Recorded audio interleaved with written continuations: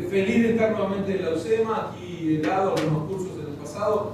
Les diría que quiero agradecer a Ana Caprati y a la Fundación Amagui, que son los que hicieron más esfuerzos por organizar esta charla, que también van a estar detrás del curso que Alejandro les mencionó para octubre. Y las veces que ya estuve hace unos años dando un curso en la UCEMA, hoy vengo y el país, a pesar de lo que acabas de decir del español, está absolutamente cambiado. Vivimos en otro mundo, no en otro país, desde entonces. Desde el punto de vista de las comunicaciones, ustedes saben, yo me acuerdo del momento en que el fax quedó obsoleto y pasó todo a ser email y la gente se reía de quienes usábamos todavía fax. Hoy en día, me imagino que gente de la edad de Ezequiel se mira con un poco de desprecio a lo que usamos email. Ya todo pasa a ser WhatsApp, pero ya están anunciando que el WhatsApp está por quedar obsoleto en los próximos meses. Me pregunto, ¿qué podría ser más rápido que la actualización de WhatsApp? Ese es el tema, porque la gran discusión con la que iniciábamos los encuentros en el pasado era entre Francis Fukuyama y Samuel Huntington acerca del fin de la historia y acerca del choque de civilizaciones. Pero ese tipo de discusiones profundas como son y que influyentes como son, aún esas quedan en este mundo vertiginoso obsoletas a una velocidad espasmódica. Así que hay que buscar alguna discusión para iniciarnos que se haya producido en estos días.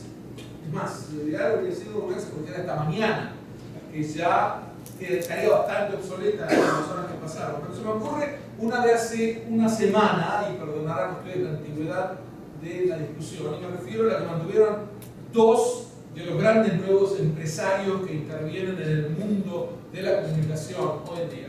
Y me refiero a Elon Musk, 46 años, de aquellos que busca reducir las posibilidades de la extinción humana por medio de crear colonias interplanetarias, entre otras muchas cosas.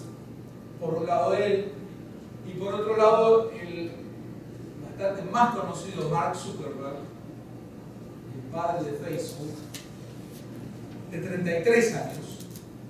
Y la discusión que tuvieron es en julio de este año, es decir, hace apenas unas semanas. Insisto, estará por quedar obsoleta la discusión en breve, sobre el tema de la inteligencia artificial, que es algo que nos está ocurriendo ahora. Un proceso que el mentado Francis Fukuyama denominó la idea más peligrosa del mundo. Y en eso consiste la discusión. De un lado, Zuckerberg, que no ve ningún riesgo especial en estas nuevas tecnologías, dice que nos van a servir en salud y en las comunicaciones y que corren los mismos riesgos que cualquier otra tecnología que puede ser usada para el mal. Y del otro lado, Musk, que la llama a esta inteligencia artificial sin control el mayor peligro de la civilización. Así la definió en el MIT, en Massachusetts, en el antiguo año de 2014. Y la protagonizan, la polémica, dos personas que cada una en su campo ya anunció que está lanzando un proyecto para unir nuestros cerebros con las computadoras. En marzo de este año, Musk anunció la fundación de la sociedad Neuralink, dedicada enteramente a la conexión de la que les hablo, pero él desconfía de estas mentes artificiales y es el que pide regularlas antes de que se transformen en un peligro irreversible para la humanidad. Y el tema en sí no es nuevo. Una vez que aparece un tema que no sacude, uno empieza a buscarle linajes, antecedentes. Y ya en 1747, Julien de la Métrie escribía su libro El hombre máquina, que reflejaba lo que la física mecanicista venía planteando de algunas décadas antes, que es ver el cuerpo como un reloj, el corazón como una bomba, cada uno de los de la fisiología humana trasladada al mundo de la mecánica. Y exactamente 2 siglos después, Norbert Wiener, en su libro Cibernética, que popularizó el término, estoy hablando de 1948, dio algunos pasos más audaces y explicó el cerebro, ya no es lo mismo que el corazón o el pulmón, el cerebro, como una computadora. La conducta inteligente resulta de mecanismos de retroalimentación y pueden estimularse por medio de máquinas cabalmente. Entonces, el sistema nervioso, decía Wiener, puede entenderse como una especie de mecanismo de control. Y el primer alarmado por estos avances fue Wiener mismo, que quiso plantear los dilemas que presentaba esto al espíritu humano y llamó a un libro de 1964 con el ocurrente título de Dios y Golem, Sociedad Anónima. Lo que ocurría es que la máquina pasaba a ser un golem, un cuerpo amorfo creado por el nuevo Dios que era el hombre, y lo dice mucho mejor que yo Borges en uno de sus mejores poemas, El Golem. John von Neumann, que era el socio de Wiener, fue el diseñador de la lógica de la computadora, durante sus últimos días en el hospital a la espera de su muerte por un cáncer incurable, escribió también reflexiones similares llamadas El cerebro y la computadora. Es decir, desde la fusión de este dúo acecha el verdadero golem. Y la idea del hombre creando su propia destrucción, por un lado arroba, estremece y da miedo. Hoy en día hay una corriente llamada el transhumanismo. ¿Cómo lo escuchaste? Te pregunto vos, porque soy el más joven de la sala, pero siempre voy a tener ahí parámetro. El transhumanismo, que propone concretamente despedirnos de nuestra especie por medio de transformar radicalmente nuestra condición, con las tecnologías disponibles, generar esa metamorfosis, cambiando ojos, oídos y otras funciones con programas de ordenador, funciones cerebrales. Por lo tanto, lo que acecha es el post-humano. Entre los alarmados por esto están grandes personalidades, Bill Gates, de Microsoft, Stephen Hawking, de la Universidad de Cambridge, mundialmente famoso. ¿Por qué? Porque si esto procede, vamos a dejar de ser seres humanos en breve. Si no hemos dejado ya de ser seres humanos. Hay un poema hermoso de James Flecker que escribe en 1911 y se llama To a Poet 1,000 Years Hence, a un poeta de aquí a 1000 años. Y él le cuenta a su poeta que va a existir dentro de 1000 años, no me despierta curiosidad a dónde llevaron la tecnología, porque me imagino que viajan por el espacio y construyen lo que quieren, pero las preguntas que tendrán que hacer son mucho más sencillas. Have you wine and music still? ¿Todavía hay vino? ¿Hay música? Diríamos en términos argentinos, hay fogones, fogones, ¿no? Hay salen de campamento, tocan la guitarra, lo más probable que dicta nuestra intuición es que no. Pero hice la pregunta, ¿tienen, dice Flecker en su poema, tienen estatuas y amor y reflexiones tontas y plegarias? Eso es lo que quiere saber si ese hombre todavía entendería. Y es el principal desafío de Occidente, porque es la civilización en la que estamos inmersos.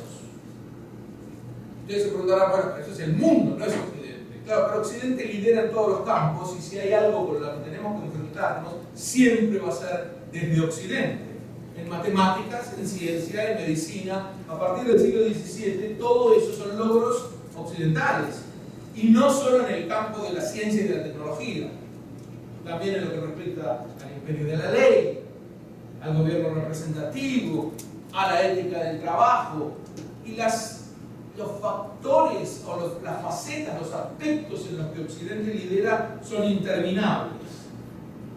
Y la gran pregunta es, ¿de qué hablamos cuando hablamos de Occidente? Vamos a tratar de focalizar, porque es un concepto que obviamente no tiene definición legal, que no tiene un abordaje unánime pero que sigue usándose con mucha frecuencia y fundadamente. No es un club, es un marco general de referencia. Así que entremos en los detalles acerca de qué lo caracteriza.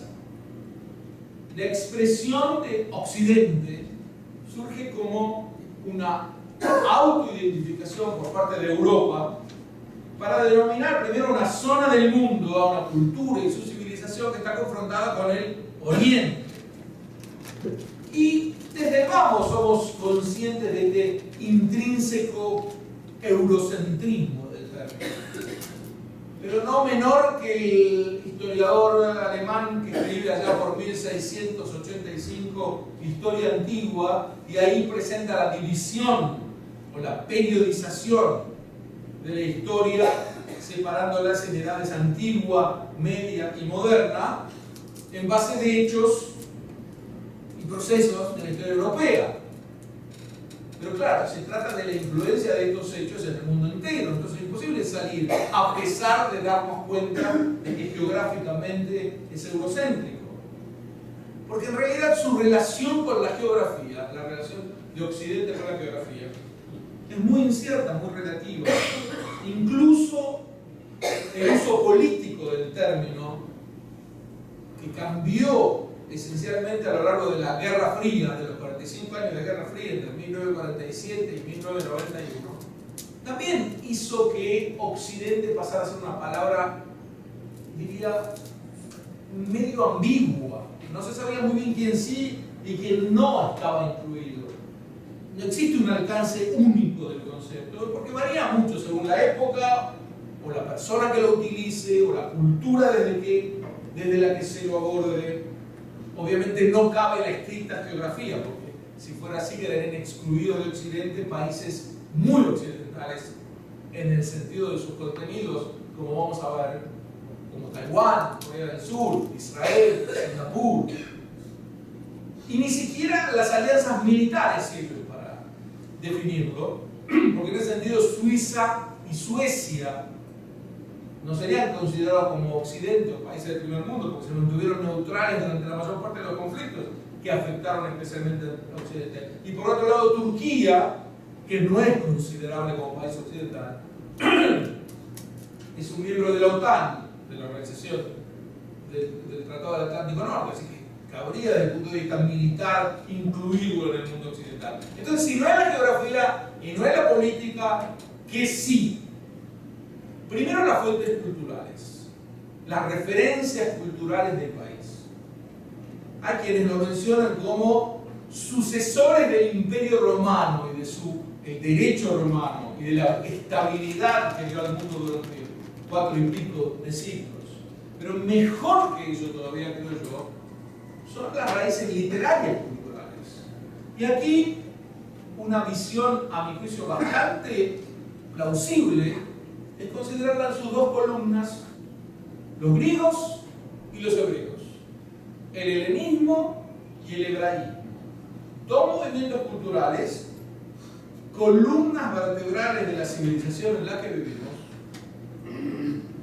una civilización que va germinando a partir de ciertos principios y valores en los que estamos inmersos, una civilización que se autoabastece, que progresa, que se autocorrige.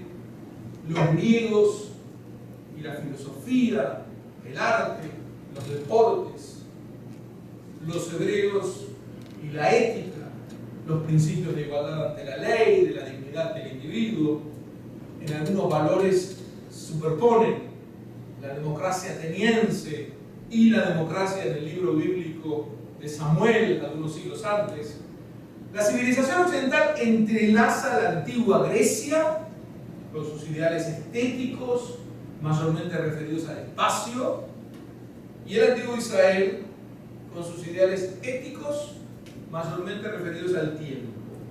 Y la herencia hebrea y grecorromana son la base en la que se sustenta este mundo occidental. Y aquellos países basados en la conjunción de estas dos culturas antiguas, que se amalgaman, que se expresaron en el derecho romano, en el arte del Renacimiento en el pensamiento de la Ilustración son las democracias de Occidente. Y aquí digo democracia porque es un valor ostensible, característico de Occidente. A partir de ella, los países del mundo occidental comparten ciertas premisas fundamentales. Claro que con excepciones y con altibajos, y sin entrar en los detalles, pero más o menos incluye el Estado de Derecho, la ley está por sobre todos, el sistema liberal, con mayores o menores limitaciones, los derechos humanos como principio, hay una dignidad humana que requiere la defensa de ciertos derechos que tenemos por ser seres humanos. Ya podemos ir viendo que en ningún caso es perfecto el esquema, pero con marco de referencia, aun si no se da en la práctica, el ideal de las sociedades sí está, incluyen estos valores mencionados. Y no subestimemos el ideal. Cuando una sociedad tiene como ideal concreto algo que no se está cumpliendo, no implica que se excluye del marco de referencia de Occidente que estamos dando. Porque después de todo, para catalogar una civilización, hay varios criterios posibles. El tecnológico, el social. Digamos, si dijéramos qué es una civilización desde el punto de vista tecnológico, en general se acepta que hay dos etapas. Cuando empiezan a producirse los alimentos, ya no se recolecta, sino que se produce lo que se ha de consumir, se ha pasado del salvajismo a la barbarie. Y la barbarie salta a ser civilización cuando empieza a registrar su memoria. Y esto es cuando aparece la escritura, cuando se inventa la escritura. Estas son las etapas que desde el punto de vista tecnológico definirían a una civilización. Hay un segundo criterio, les decía, el social. Y fija como parámetro para hablar de civilización el momento en que se empieza a generar la división del trabajo. La división del trabajo es fundamental porque ella da lugar a la creación de instituciones, de leyes que regulan las relaciones entre estas instituciones, de normas de conducta de los individuos en ese marco. Pero después de ver el criterio tecnológico y el criterio social para analizar cuándo hay una civilización, demos un paso adicional y digamos hay un criterio posible adicional que es el criterio moral. Es el que juzga a una civilización o a una sociedad por la nobleza de los ideales que la orientan. No que necesariamente se cumplan, pero que la orientan. Mientras los dos primeros criterios nos enseñan cómo es una sociedad cuando se civiliza, el tecnológico y el social, el criterio moral indica hacia dónde anhela encaminarse una sociedad. Y eso no es menos importante. Y así como la civilización tiene que ver con ideales, Occidente es así. Juzguémoslo por sus ideales, aun cuando no se cumplan plenamente. Por ejemplo, el ideal de la paz, de la armonía universal. Esto no fue siempre un ideal de la humanidad. Hubo una buena época en donde la guerra era considerado el estado natural y casi deseable. Tener por ideal la paz, que ya anuncian los profetas hebreos, Isaías habla de las naciones numerosas trocarán sus espadas en arados, no levantará espada nación contra nación, no aprenderán nunca más la guerra, ya está anunciado como gran ideal. Pone en movimiento a la humanidad en esa dirección. Es decir, es muy distinta una sociedad que ni siquiera aspira a tener paz con sus vecinos. Otro valor, la conciencia de la fertilidad del hombre en libertad. Esto se ve especialmente en el Renacimiento. Empieza a entenderse que la libertad humana es el motor del progreso en donde pueda sembrarse. Podemos cifrarlo en quien compuso una especie de himno a esa era gloriosa. Y hablo de Juan Pico de la Mirándola, en su apasionada Oración de la Dignidad Humana, 1486, en donde comienza preguntándose, 1486, pleno Renacimiento, comienza preguntándose, ¿cuál es el espectáculo más maravilloso del universo? Y responde más o menos, no hay nada más espléndido que el ser humano. Porque mientras la naturaleza de todos los otros seres está constreñida por leyes prescriptas, el hombre determinará su propia naturaleza según su propio arbitrio. Oh, suma y admirable la suerte del hombre al cual le ha sido concedida la libertad para obtener lo que desee y ser lo que quiera. El hombre desafía esta construcción de las leyes naturales y empieza a hacer su propio universo. O, si nos tenemos que ceñir a lo que dije al comienzo, a hacer su propio universo y destruirlo. Pero ese es otro tema, lo retomaremos al final. Pero claro, aún con los ideales más sublimes, obviamente no todo es rosa. Porque la libertad, como Pico de la Mirándola tanto exalta, genera además angustia, desestabiliza. Eric Fromm diría, da miedo. El miedo a la libertad, 1941. En realidad en inglés se llama distinto, pero me parece que el miedo a la libertad es apropiado. The escape from freedom, la huida de la libertad. No sé a quién se le ocurrió traducirlo. No hay. Teniendo en cuenta cómo traducen los títulos de las películas, no sorprenderá que en ese caso también sería así. De todos modos, lo que Eric Fromm plantea ahí, más allá del título, es que durante la transición del feudalismo al capitalismo, el hombre se alienó del suelo y de la comunidad, y eso inmediatamente aumentó su miedo, su inseguridad, porque la falta de libertad previa a esto venía con garantías, daba estructura a su vida, le daba casi un significado a su vida. No había dudas, no había motivo para la búsqueda realmente. Todo lo que el ser hace para asegurar su identidad sin crisis en la época feudal, todo lo que tiene que hacer es adaptarse. De esa base parte el miedo a la libertad. Y la nueva vida, la riesgosa vida de la libertad, comienza a perfilarse históricamente durante el Renacimiento, cuando las personas consideran a la humanidad como el centro del universo. Y esta cosmovisión se acentúa con las ideas de la reforma religiosa acerca de la responsabilidad individual por la salvación, y luego con las revoluciones democráticas en América y en Francia. Les diría que en general esta riesgosa vida de la libertad es el resultado paulatino de 6 revoluciones. No las esperó a estas revoluciones. Cada una de estas revoluciones le fue agregando fuego a la fogata de la libertad.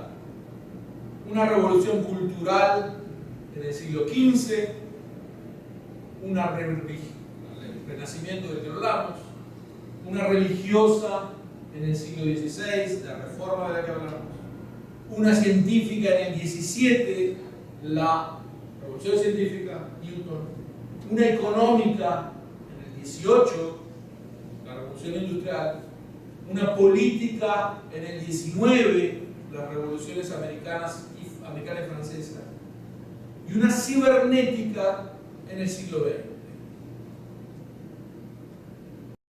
Se preguntan, ¿y cuál será la revolución del siglo XXI? Creo que es la robótica. ¿Hasta dónde nos va a llevar? Era la idea que planteé al comienzo. Pero a medida que se van produciendo estos cambios sociales, el hombre va cada vez más gobernándose a sí mismo. La revolución industrial hizo que en lugar de trillar cereales, el hombre debiera vender su trabajo y sus productos. Tenía que ofrecer al mercado aquello que la gente quería, y cuanto más pudiera satisfacer esa necesidad o preverla, más ganaba el mito. Y en medio milenio se consolida la idea del individuo, con pensamiento, sentimiento, conciencia moral, libertad y responsabilidad individuales, y al mismo tiempo con, decíamos, aislamiento, alienación, perplejidad. Aquí hay una gran tensión.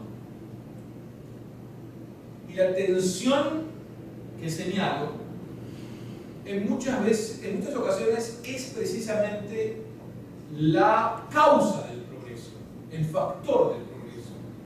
Porque en tensión uno nota que hay materia a ser corregida, que no hay nada perfecto en lo que hace el ser humano.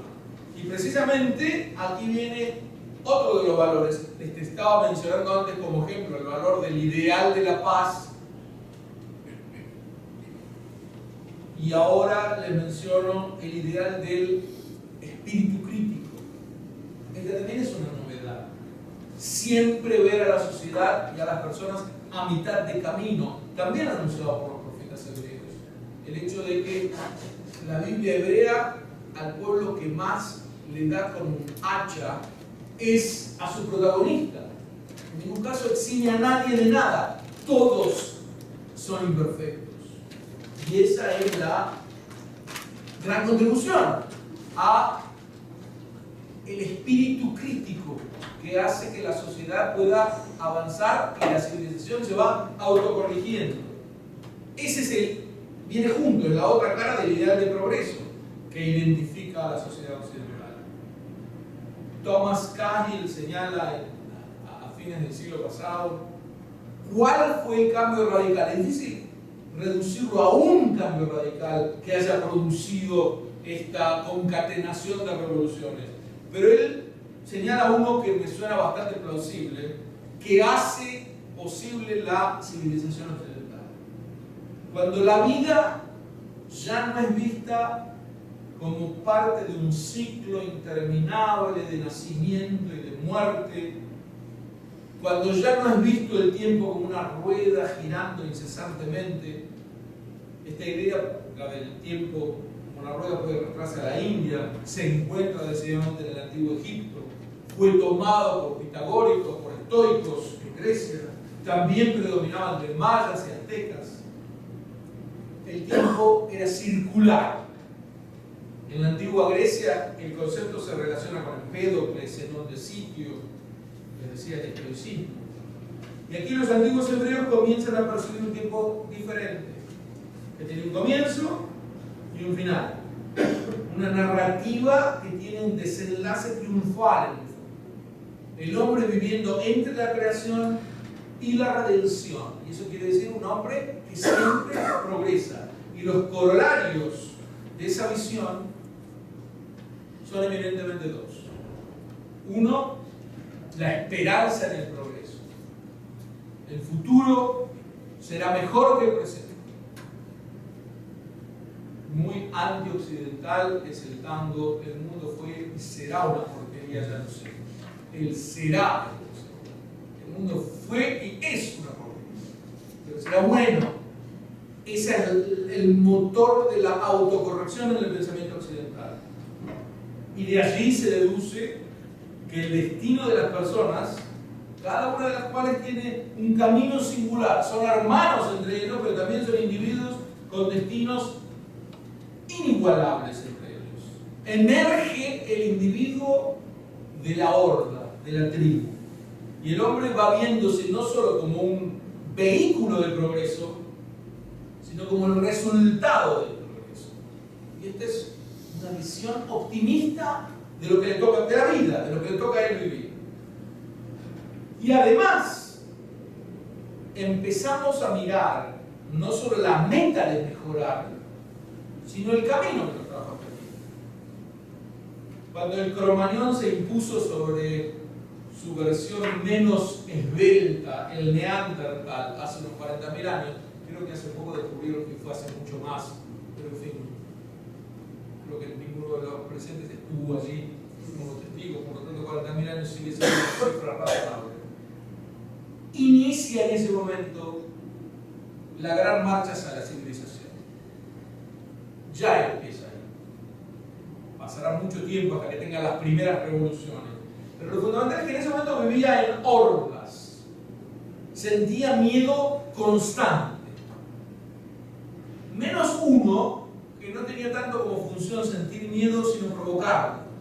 Era el jefe de la horda, el que se imponía a todos, el que generaba una buena parte del miedo, además de, obviamente, los miedos que impone la naturaleza.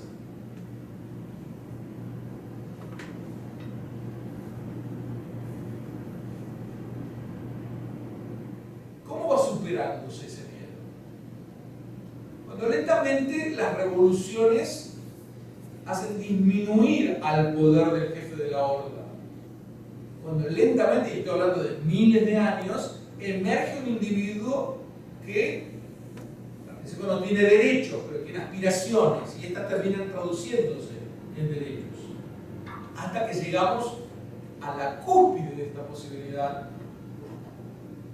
que identificamos con los logros de Occidente, y es lo que llamamos la modernidad. Cuando llega la modernidad, estos ideales de no tener miedo, de vivir la vida sin un jefe de la horda que me imponga una situación trágica, se hace el espacio natural de Occidente. Y es difícil definir estas características, pero digamos que una buena manera de definirlas son contrastarlas con las características del medioevo. Yo tiendo a sintetizarlas en 5, y les puse un acróstico para que se recuerde, que es ruido. El acróstico es raciocinio, unidad, investigación, democracia y optimismo. Me detengo un segundo en cada uno. Raciocinio quiere decir que el principio de la autoridad, que era el que privaba en la Edad Media, las cosas son así porque las dice el rey, o porque las dice el sacerdote, o porque las dice el patriarca, o porque las impone el heredero del jefe de la horda, en la modernidad es reemplazado ese principio por el del raciocinio. La autoridad no es, las cosas no son porque alguien las impone, son porque mi razón me dicta que son mejores. Y cuando me lo dicta mi razón, tengo que persuadir al otro, que también tiene razón. Y entramos en un diálogo que es muy distinto de aquel que tenés que cumplir con esto porque alguien lo dice así. En educación esto es básico. Decirle a un joven que hay que cumplir con algo porque alguien lo impone es estéril. En cambio, si explico porque lo recluto para ese cumplimiento. Ahora, en ese explicar por qué, podría ser en un ejército que alguien diga es así porque un ejército se tiene que organizar con autoridad. Y si vamos a desafiar cada orden que se dé, esto no va a ser un ejército, va a ser un caos. Bueno, hay un principio subsayente de racionalidad también. Después puede ser que se traduzca en órdenes arbitrarias. Pero el principio del raciocinio ha desplazado al de la autoridad. El segundo es el de la unidad. Empieza por primera vez a verse la humanidad en su conjunto. Son pocas las veces que nos pensamos como miembros de la raza humana, nuestra única raza, pero esas veces son sumamente significativas. Nos dan una cosmovisión distinta. Y cuando digo que son pocas, tal vez exagero. Cada vez son más esas oportunidades. Investigación, el tercero de los aspectos. Hay que conocer el universo. No estamos aquí solamente para aprovecharlo, estamos aquí también para conocerlo, porque de conocerlo, de esta interrelación nuestra con el universo, surge mucho mejor el camino hacia nuestra felicidad. Democracia. La gente tiene que ser gobernada por gobiernos representativos. Si me preguntaba si viajaba a un país, no fui por eso. Y finalmente lo que le traje una y otra vez, optimismo. La sensación de progreso es lo que da optimismo. Si uno viviera en un ciclo interminable, es muy difícil ver la vida con optimismo frente a este ciclo de vida y de muerte que nunca termina y que de alguna manera achata todas las posibilidades de un futuro mejor. Esa modernidad y Occidente se ven amalgamados en esta presentación. Y hablábamos, o es el título de la charla a la que tuvieron la gentileza de acudir, de los desafíos que tiene Occidente. Yo le planteé el primero como un gran desafío, y algunos de ustedes habrán pensado, pero que de Occidente, intentar responder. Es de Occidente porque es el único que lucha las batallas por este progreso. Pero ahora vemos otro tipo de desafíos que son más reconocibles como de Occidente y no de la humanidad en su conjunto. Algún desafío es el heredero del que acompaña al hombre desde la prehistoria, la horda y el miedo.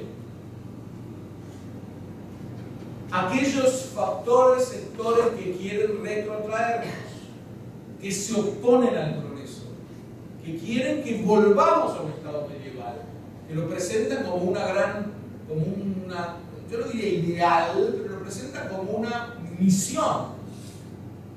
Esos factores, a los que podríamos llamar aquí los premodernos, son un desafío importante para la humanidad. Y se traduce, para ser muy actual, en los atentados suicidas, en las sociedades cuasi medievales que existen en el seno de Occidente, en el seno del planeta, y que ven que la única manera que tienen de acercarse a los logros de Occidente es destruirlo. Es imposible para ellos llegar a los logros que enumeré antes en ciencia, en medicina, en tecnología, en democracia, en derecho, en Estado de Derecho, en el rol de la mujer en la sociedad. No pueden llegar. Y por lo tanto la única manera de equipararse es destruir los logros ajenos. Y a eso se dedican. Porque la libertad no solo es difícil de conseguirse, sino que cuando se adquiere, además, como decíamos antes, procuramos huir de ella. Y esos sectores, los antimodernos o premodernos, son los que huyen de la libertad de los demás, la muestran escandalizados. Les parece que esa libertad que ha logrado Occidente es un desafío a principios mucho más profundos, como ser mantenerse en el principio de la autoridad y de la horda. Porque el escape de la libertad conduce o hacia el autoritarismo o hacia la destructividad. Y en ese sentido, esto lo trae también de Rollo May, que fue quien introdujo el existencialismo en los Estados Unidos y que escribe un libro llamado Las fuentes de la violencia en 1972, que lo que explica qué empuja a los individuos a la violencia. Digamos que ese mensaje ha cobrado una vigencia especial durante la primera década del siglo XXI, porque ahí tuvimos que abrir los ojos a la pesadilla de que el terrorismo islamista adopta la forma de ambas destructividades al mismo tiempo, o de ambos escapes de la libertad simultáneamente, la destructividad y el autoritarismo. Y esa destructividad es autodestructiva también. Porque algo muy notable de lo que explica Rollo May en el libro citado es cuando él trata de ver qué conduce, qué empuja a los individuos a la violencia, plantea que es el ahogo prolongado de su autorrealización. Eso lleva a la imposibilidad de encontrar significado en sus vidas. Y eso explota. Lo repito, cuando el hombre está ahogado porque no puede autorrealizarse y siente que nunca va a poder salir de su pantano, deja de encontrar significado en su propia vida y entonces pasa a querer destruir. Aún cuando diga que él es muy feliz y que quiere con esa destrucción ganar el paraíso. Pero la vía para ganar su paraíso es destruir. Y estos dos factores, frustración y vacuidad, son frecuentemente generados en las dictaduras. Por eso lo de la democracia es tan importante. Porque la dictadura trata de imponer sobre una colectividad, sobre un colectivo, un marco que este colectivo no elegiría. Y entonces uno de los ideales que inmediatamente viola es el principio del ideal de la paz. Ustedes saben que entre democracias nunca hay guerras. Para que haya guerra tiene que haber por lo menos una dictadura.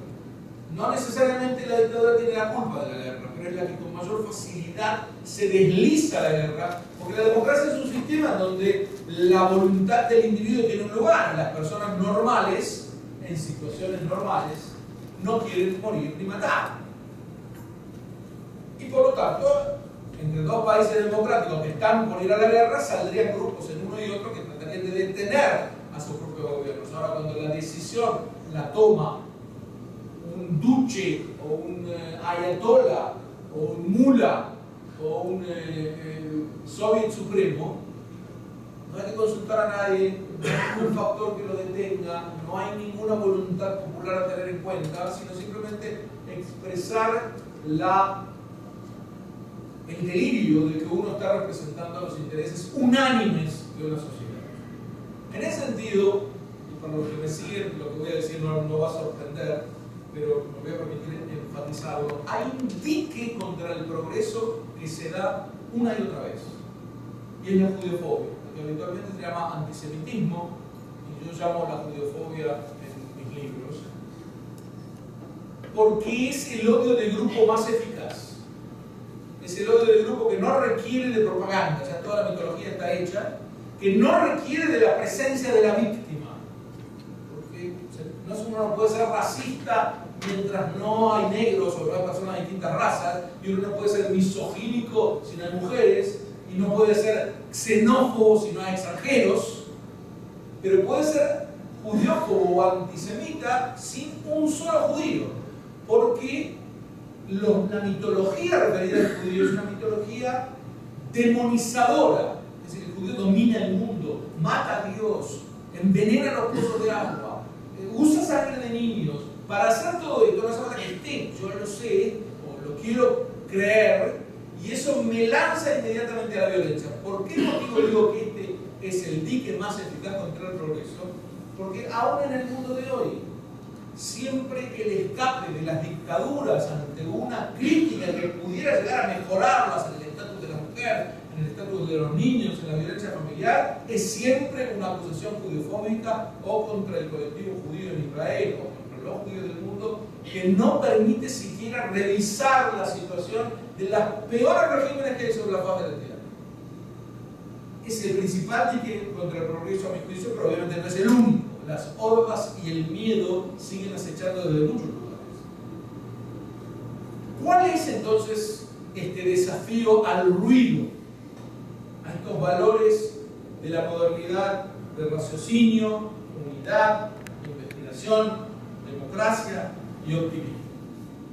Por un lado decíamos, el desafío primero son las fuerzas antimodernas por excelencia que traban el avance. Y estas fuerzas son las herederas de las viejas hordas. Pero por otro lado, y más, son las fuerzas que desde adentro debilitan toda posibilidad de respuesta. ¿Por qué? Porque relativizan la situación. Y la modernidad de Occidente pasa a ser una versión más de muchas posibles y ninguna es mejor que las otras. Se lo voy a poner en términos muy visibles. Un totalitario diría que para un coreano es mejor vivir en el norte que en el sur. Un posmoderno dirá que para un coreano da lo mismo vivir en el norte que en el sur. Y eso es mucho más devastador, porque al hombre moderno occidental lo desarma. Si todo da lo mismo, no hay nada por lo que pelear. Empieza otra vez este ciclo que parece del mundo pagano, de vida y muerte, que todo es lo mismo y que estamos sumidos en una fatalidad en donde fundamentalmente lo que el posmodernismo viene a anular es la idea del progreso. No hay tal progreso, es una mentira. Es algo que nos decimos nosotros para calmar nuestro ego, pero en realidad todas las sociedades creían que eran lo máximo de la civilización en su momento. La respuesta es que las cosas no son así, no todas decían eso, pero aún si todas las dijeran, entonces solo vivimos en esta. Y sin duda podemos ver en muchas áreas progreso. No da lo mismo vivir en un país acosado por una dictadura en donde si hay una pequeña disidencia te mandan a un campo de concentración para ser torturado, como es Corea del Norte, que vivir en un país libre con todas las irregularidades del caso, donde uno puede progresar y no pierde ese sentido de la autorrealización posible, como es Corea del Sur. Que no hay superioridad moral intrínseca, dirán los postmodernos, el enemigo de adentro, entre estados tribales como la península arábiga y las democracias en ebullición de Occidente. Ninguno es mejor. Y cuando nos planteamos que hay algunos que son mejores, es una mera jactancia, etnocentrismo, por no llamarlo ya directamente como hacen habitualmente, racismo puro. Hay pocos términos de los cuales se ha abusado más en los últimos 20 años del racismo. Si uno dice que prefiere tomar agua, ya puede ser acusado de racista. Hace poco a un profesor, esto lo incluí en un artículo porque nunca había visto que el delirio pudiera llegar a tanto. No puedo acordar ahora en qué college de los Estados Unidos estos grupos de espacios seguros, no sé si saben lo que es, espacios seguros, un lugar que empezó siendo en las universidades un espacio en donde quien sintiera que es perseguido por su condición de minoría pudiera encontrarse con otro de su misma condición sin que entren los que son considerados de la mayoría para poder hablar libremente. Y en principio podía llegar a ser, bueno, casi como un club de ajedrez. Si yo quiero juntarme con la ajedrecista, no quiero que venga alguien que no sepa jugar al ajedrez a opinar en el lugar. Pero esto derivó en la locura, en donde los espacios seguros se transformaban en especies de bolsones donde la verdad última era sostenida por un grupo que no admitía ninguna discusión, porque en ese espacio seguro nadie podía oponerse, disentir, discordar. Imagínense en una universidad, que debería ser el templo de la discordia y del debate abierto, pasaba a ser eso. Y lo que leí en uno de estos espacios seguros es que en una universidad, si me escriben un email que Ana va a poner a disposición de todo el que quiera, será un placer seguir esta conversación por email después. Ven qué antiguo que soy, yo les digo email y no WhatsApp, pero escribir en WhatsApp ya, cansa mucho más. A mí, les digo entre paréntesis que hay un profesor, Michel Serre, un pedagogo francés, que escribió muy ocurrentemente un libro llamado Pulgarcito, y se refiere a la nueva generación de los pulgares. El tema es que quien quiera escribirme el email decía, le voy a dar el nombre exacto del college, lo pueden ver en un artículo mío en internet también. Pero en este college, uno de los espacios seguros decidió que iban a ser un día de la ausencia en la cual estaba prohibida el ingreso a la universidad a toda persona, agárrense por favor, de raza blanca. Es decir, todos nosotros tendríamos prohibido el ingreso a la universidad ese día. Un profesor que osó decir que le parecía mal fue acusado de racista. Entonces uno decía, no sé, la transformación a la que se ha sometido el lenguaje en los últimos años hace de la palabra racismo un mero insulto. Es decir, si alguien me pega, es racista. Si alguien te mete el dedo en la nariz, es racista. El término racista aparece enseguida, insisto, para aquellos que osamos decir que vivir en democracias occidentales y liberales es mejor que vivir en un gran campo de concentración como Corea del Norte o Irán o Arabia Saudita. La tensión de la que hablábamos antes, de esta libertad que es un regalo al mismo tiempo, pero un regalo que viene con el caballo troyano de la inseguridad, se hace bien visible a comienzos del siglo XX, porque a comienzos del siglo XX o a fines del XIX incluso, Occidente llegaba a la cúspide de su auge, con los avances máximos de la revolución industrial. Todo parecía filosóficamente encaminado. Y ahí el mundo se derrumbó. El comienzo de la Primera Guerra Mundial es difícil percibir hasta hoy el grado de cataclismo que esto significó. Fue una hecatombe en dos sentidos. Desde la afuera, porque nacen ahí los totalitarismos. Los tres totalitarismos son el resultado de la matanza inesperada en la que resultó la Primera Guerra Mundial. Hablo del nazismo, o el nazifascismo, el comunismo y el islamismo, nacen más o menos en la misma época después de la Primera Guerra Mundial, probablemente porque la psicología general de las sociedades era la desesperación de encontrar una idea que dijera blanco y negro. Todo es así.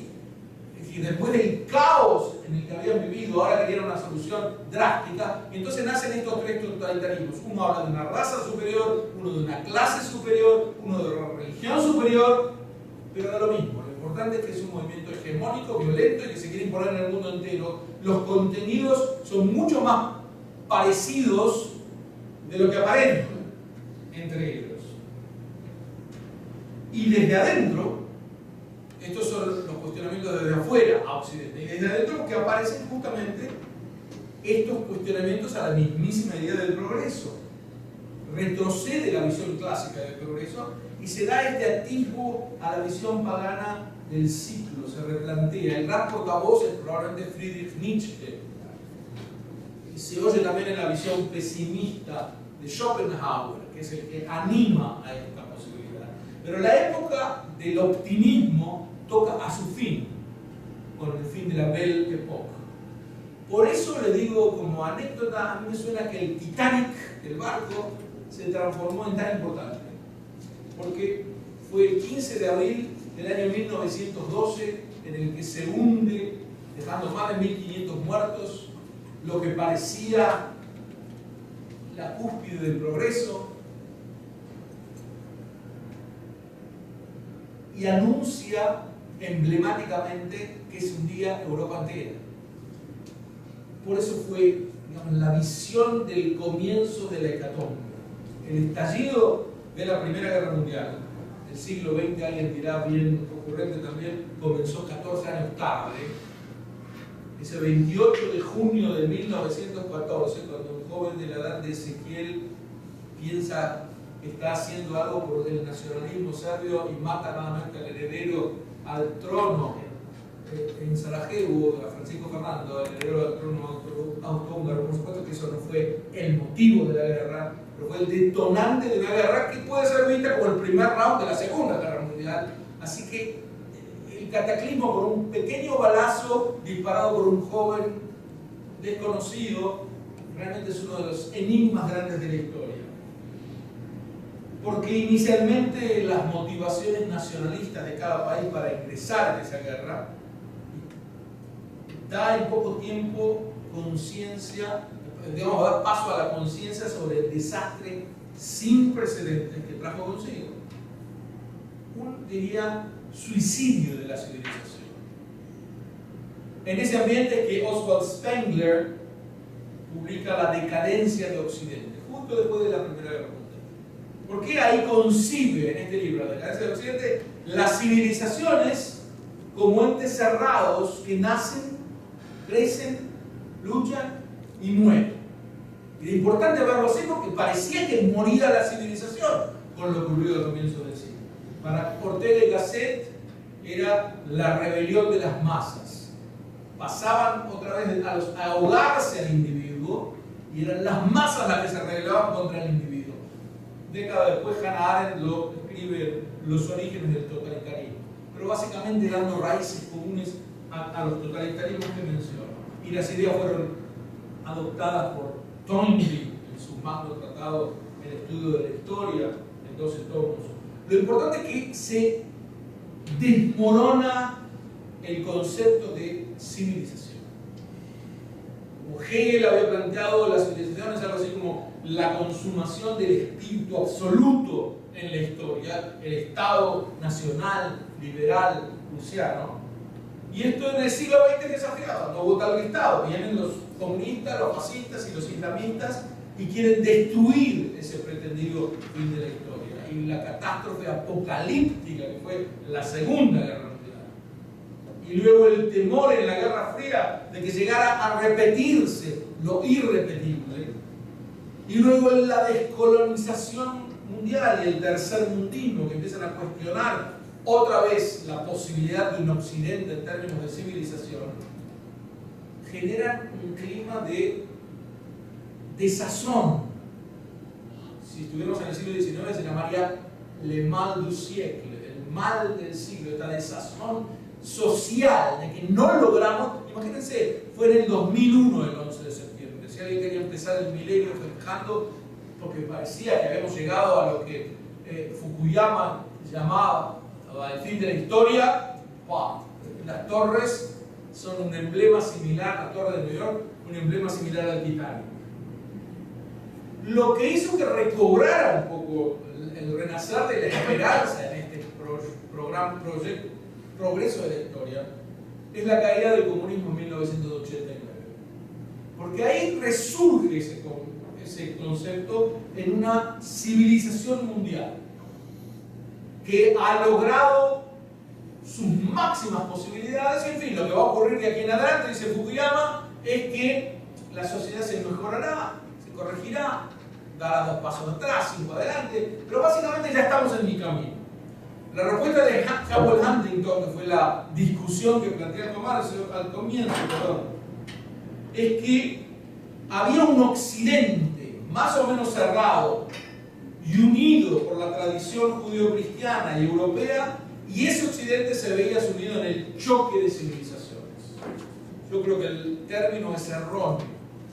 Una civilización, yo les decía, nace, se autoabastece, progresa, se autocorrige. No cualquier cosa puede ser una civilización. Una banda de forajidos que comete un atentado no se transforma en una civilización. Lo que hubo no fue o lo que hay. No es un choque de civilizaciones, es más una agresión contra la civilización, que es muy distinto. Pero el choque, o la posibilidad de ese choque, adquiere una nueva popularidad después de los atentados del 11 de septiembre, provocados por radicales islámicos.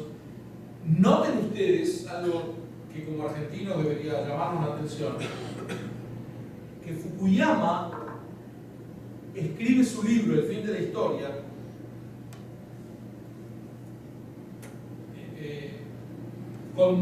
contrastado por Huntington, el choque de las civilizaciones, entre los 2 atentados en Buenos Aires, el de 1992 y 1994, el de la embajada de Israel y la AMIA, que fueron un preludio al 11 de septiembre.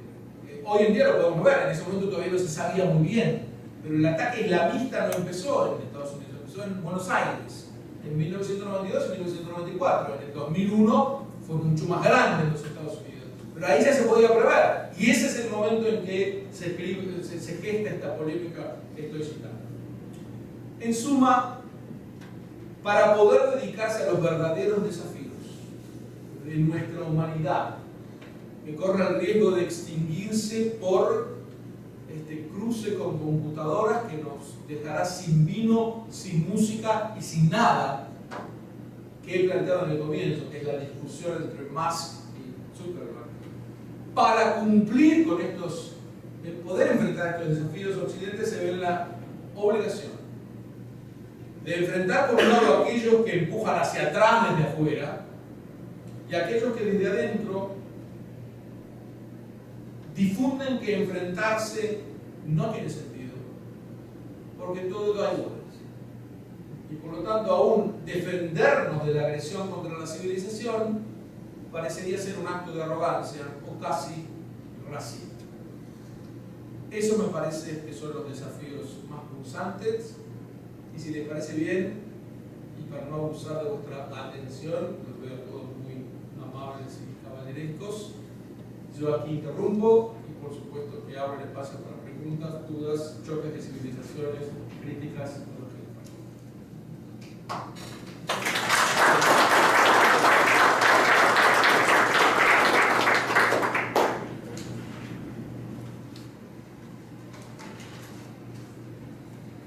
abrís la boca y la cerraste, ¿está bien? Era para confundir. Dígame, ¿tu nombre? Carlos Pablo. Carlos, sí. Me gustaría su opinión sobre el tema de China y el rol de China en los próximos años. ¿El China y qué? ¿Qué rol va a tener en los próximos años? Si lo preguntas en los próximos meses estaría complicado, ni te cuento los próximos años. China está encaminada hacia un país occidental y ha dado muchos pasos en esa dirección, dos fundamentales. Uno, que la economía es lo más parecido a un sistema liberal que se encuentra en el planeta, y eso de por sí abre el campo a la democracia, a las posibilidades de progreso y a la sensación de progreso de la gente. Te lo digo aparte, no sé si me preguntaron, vos sabés que he ido a China muchas veces, o me preguntaron porque sí. Okay. Yo fui a China, por suerte, muchas veces y enseñé en muchas escuelas, universidades, etc. Así que conozco bastante de cerca el proceso. Les decía, una es esa parte de la economía, pero hay otra parte política y es la siguiente. Sin duda China es una dictadura. Pero no es una dictadura como las habituales a las que estamos acostumbrados, que se autoperpetúan en el poder. Que saben que cuando Maduro dice que nunca dejará la revolución, que nunca abandonará la revolución, quiere decir nunca voy a abandonar la guita. Lo dice con términos rimbombantes, quiere decir nunca voy a dejar el poder. Y el poder con todas las prebendas del caso. Son todos los regímenes o los sistemas o los movimientos que nos hablan de la gran revolución y se refieren en realidad a la revolución. Pero ese es otro costado. El tema de China en particular es que por lo menos no se autoperpetúa el poder. Es un cambio muy grande. Está prohibido por ley en China que las autoridades sigan más de 5 años. Es una especie de dictadura que se impuso a sí misma esta limitación para que los dictadores, porque son dictadores, pero no sientan que nunca van a tener que rendir cuentas, como les pasa a Saddam Hussein o a Gaddafi o a todos los grandes dictadores que creen que nunca van a tener que rendir cuentas porque después de ellos son monarquías absolutas. Es decir, ¿a quién va Kim tener que rendir cuentas cuando él hereda a su abuelo y a su padre y probablemente va a tener un hijito al cual darle el poder si antes no lo ayudan desde afuera a los norcoreanos? El tema es que esa cláusula cambia radicalmente el esquema dictatorial de China. Es una dictadura más moderada en su accionar dictatorial. Y por lo tanto tiene el potencial interno de ir encaminándose lentamente a ser un país occidental pleno. Si me preguntás, creo que va a llegar. ¿Cuánto tiempo? Es difícil saberlo, insisto. En el mundo vertiginoso en el que vivimos, es difícil prever de acá a meses. Pero esa es mi opinión. Sí, ¿cómo es tu nombre? Mi nombre es Héctor Espira. Espira. Espira, sí. Te quería consultar, ¿cómo visualizás el tema de vos hablaste de la cibernética, que se habla hace muchos años, cuando hoy en día se habla tanto de la robotización y del futuro del trabajo, cómo está comprometido y que ya hay gente que te habla del 40, 50 o 60% de los futuros trabajos que se conocen, por ejemplo, que van a desaparecer la mayoría. Eso va a traer evidentemente un cambio social muy grave. ¿Cómo visualizás esa etapa que estamos cada vez más cerca? Porque antes se creía que era bastante lejana y cada vez está más cerca. Yo diría muy grave, diría muy grande. El cambio social, por un lado, el trabajo humano cada vez va a ser menos necesario, pero por otro lado y simultáneamente las necesidades humanas cada vez van a ser más satisfechas.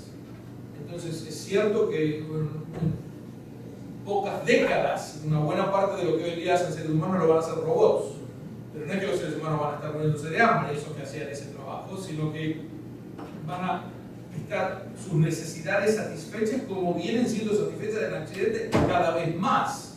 El mito de que en Occidente cada vez hay más pobreza y cada vez la gente vive peor no deja de ser un mito. La gente vive cada vez mejor y no un poco de la gente, toda la gente. Hay gente que vive pésimamente mal, pero nunca vivió mejor que eso. Entonces, siempre cuando uno analiza el rol de una sociedad, tiene necesariamente que decir siempre con respecto a qué, con qué la estoy comparando. Que si vengo con grandes ideales, que todo el mundo sea feliz y hay que a cada uno de acuerdo con sus necesidades y a cada uno de acuerdo, ¿cómo es? A cada uno de acuerdo con sus, cada uno de acuerdo con sus necesidades y de cada uno de acuerdo con sus posibilidades. El mero hecho de que yo en la escuela secundaria me acordaba que esto era el lema político del 99% de los estudiantes de mi escuela, hoy en día me hace reír. Es como salir con un lema que diga a todo el mundo la felicidad. Y eso transformarlo en una bandera política. Vótenme porque yo le voy a dar felicidad a todo el mundo. Es un ridículo. Si yo no parto de esa visión infantil, sino que miro a la sociedad y digo, ¿comparado con qué estamos mejor o peor? Sin ninguna duda estamos mucho mejor. Y vamos a estar mejor. Ahora, a mí lo que me preocupa no es tanto que la robotización deje a seres humanos desempleados, sino que la robotización termine con los seres humanos. Si se produce lo que yo dije al comienzo, de este cruce entre computadoras y seres humanos, no sé, te detuviste en lo que eso significa. El poema de Frecker que leí es exactamente eso. Lo que nos va a interesar es si de aquí a 10 años van a tener vino y música. Que no van a tener. Es decir, los robots no necesitan ni vino ni música. Y lentamente parece ser que podríamos transformarnos en robots. Eso es lo preocupante, no tanto el tema social de que se puede hacer. ¿Ezequiel, querés decir algo? Sí, te quería preguntar, ¿cómo definís civilización? Porque yo me quedé con lo que habías hablado de los atentados islámicos en Occidente, que no lo veías como un choque de civilización, sino como un atentado de civilización. Y yo me quedé pensando, la verdad, que lo pienso como, o sea, dos grupos de personas, toda la diferencia que quieran, sociales, políticas, económicas, culturales. Hasta me animaría a decir que alguna más avanzada en ciertos aspectos que otra, pero ¿dónde está la vara para que una sea una civilización y no otra? Lo dije, que me gustó una parte de tu expresión donde dijiste, me animo a decir, te costó, te cuesta decir que hay algo intrínsecamente mejor en uno de ellos, o que uno de ellos es el agredido y el otro el agresor. Es como, no lo sé, es decir, ponerte en un relativismo tan extremo que es bastante típico hoy en día en tu generación, digamos. Pero te diría, y no lo digo así paternalista, sino lo que se ve, te diría que yo di 3 criterios. El criterio tecnológico, cuando se pasa a producir y cuando se registra el progreso a través de la figura. El criterio social, con las leyes que derivan de la división del trabajo, las instituciones, etc. Y el criterio moral, que es los ideales que se cumplen de a poco, la aspiración de paz, la democracia, los derechos humanos, yo agregaría el estatus de la mujer, el Estado de Derecho, la tercera, aquellos que matan, se sacan 0 en el examen. Así que no podemos llamar civilización simplemente porque un grupo sale a matar. Si vos querés llamar civilización a cada país, por ejemplo, bueno, es un concepto un poco extremo de civilización. Pero como bien formulaste la pregunta, vamos a decir, ¿a qué llamás civilización? Bueno, tú quieres. Ahora vos podrías decir, mira, a mí me gusta más otra definición. A los que alcanzan la barra de tecnología, moral, eso es correcto. Sí. Cierto. La evolución de la democracia liberal tiene desde los partidos tradicionales, años anteriores, con la plataforma escrita, a distintos personajes, sin partidos políticos, sobre todo a partidos políticos fuera del carril normal como Trump. Tenemos partidos o gente con mucho malestar en Francia, o sea, Le Pen y la ultraizquierda. Tenemos el Brexit en Inglaterra. Hay una decadencia del obrero o de la clase media. O sea, ¿cómo ves la evolución ante una crisis económica del capitalismo? Es una concentración de riqueza. ¿Cómo ves la democracia hacia el futuro? Concentrado con determinados partidos. O sea, se ve la crisis de corrupción en los partidos políticos por primera vez. Por ejemplo, el Partido Popular de España, todos los políticos en Brasil. O sea, afloran cosas que antes la gente en general confiaba más en el político. Una parte es cierta, la gente está un poco harta de los políticos tradicionales. Eso es cierto y da para mucho análisis. Pero es una parte de la autocorrección del sistema. Es decir, países en donde la corrupción se castiga son sociedades que uno debería valorar y no mirarlas con desprecio. Donde la corrupción se castiga. La corrupción en todos lados. El hombre puede caer en la corrupción en cualquier momento. Yo creo que hay un elefante en la sala que no es mencionado y que explicaría por qué el cambio político en Francia, por qué el cambio político en Estados Unidos, por qué el Brexit, y se llama el miedo al Islam. No estamos hablando aquí de que nos dé miedo las burkas. y de que nos impongan estrictas normas de relación entre los géneros. Estamos hablando de gente que mata para matar, que cree que todo el mundo, salvo ellos, son herejes. Esto es una situación donde pocas veces esto es un shock tremendo para el mundo occidental. Ese miedo que no se puede mencionar para que no vengan del space de las universidades a decir que somos racistas, deriva de un miedo natural al Islam, al que me niego a terminantemente llamar islamofobia, porque nadie quiere perseguir a los musulmanes o matarlos. ¿Dónde están los campos de concentración para matar musulmanes? Pero ¿cómo no me va a dar miedo si veo cómo matan por doquier y dicen que esa debe ser la vía? No es que se arrepienten de matar. Esto no quiere decir que todos los musulmanes lo hagan. Va de surdo, que no me refiero a que todos los musulmanes. Me refiero al islamismo, que ocupa una buena parte del mundo musulmán, y aunque fuera el 10%, estamos hablando de 130 millones de personas dedicadas a la destrucción de la civilización. No es para dormir tranquilos. Eso genera los tumultos políticos a los que se refiere. Nunca la causa es una sola, pero es una causa de peso. Sí, veo muchas manos. 3, 1. Nombre. ¿Tu nombre? Es ahora, Jorge. Jorge. Vos mencionaste los grandes movimientos que fueron generando la gran civilización de Occidente. Bueno, de las raíces greco-romanas, sobre todo la reforma previo al renacimiento, reformas religiosas, pero no dijiste de la ilustración. Sí. Bueno, quizás no dijiste, no puntualmente. No me detuve demasiado, tenés razón. Tu vocabulario. Sí. Posiblemente estaba dado en la idea del liberalismo y el golpe político de la Revolución Francesa, que venía obviamente captando el tema de todo lo de Ahora, me quiero remitir un poco a la contestación que hiciste a él. Yo creo que la inquietud que hablaba anteriormente se refiere más a los enemigos de adentro que los de afuera, que efectivamente lo son, muy fuertes, muy gráficos y evidentes. De adentro están los postmodernos. ¿Cómo? Sí. Los postmodernos. Sí.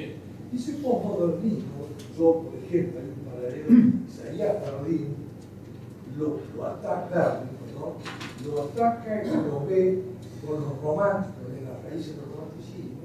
Algunos de ellos. Siglo, Con algunos de los románticos, no todos. Bueno, Kant tuvo un episodio con Herder.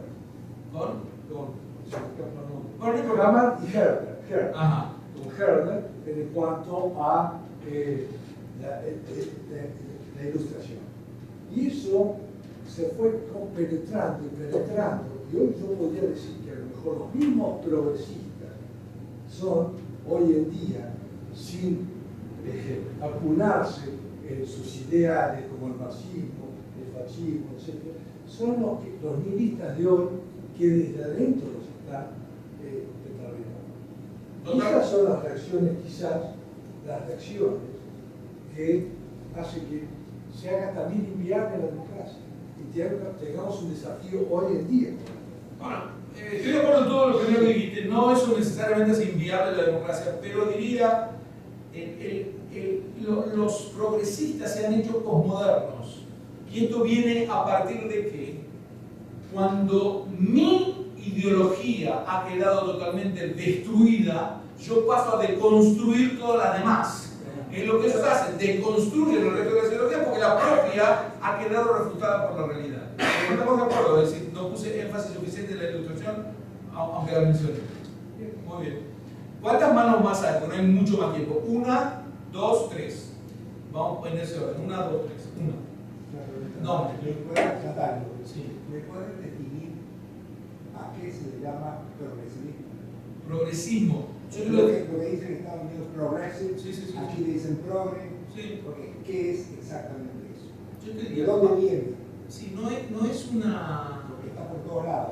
Sí, no es un término taxativo, cuando decir que era clarísimo, pero más o menos es un término político que define a aquel que se considera tener el monopolio de cómo es el progreso y que en la práctica se alía con las fuerzas más retrógradas del planeta para llevar a un retroceso de la sociedad. Básicamente, para ponerlo en términos muy drásticos, te diría son los abanderados de la revolución, que se llenan en la boca con revoluciones imposibles y todo lo que hacen es apoderarse de los estados para llenarse de dinero. Y lo digo tan brutalmente porque es lo que estamos viendo. Eso es. Se va preguntando. Como ven, no lo digo con mucha simpatía. No, por eso- me estaba preguntando eso simplemente porque Hillary Clinton dice yo soy progresista. Correcto, y viene Y es de... una ladrona. Uno. Dijimos tres. Sí, adelante, Alberto. Alberto. Sí.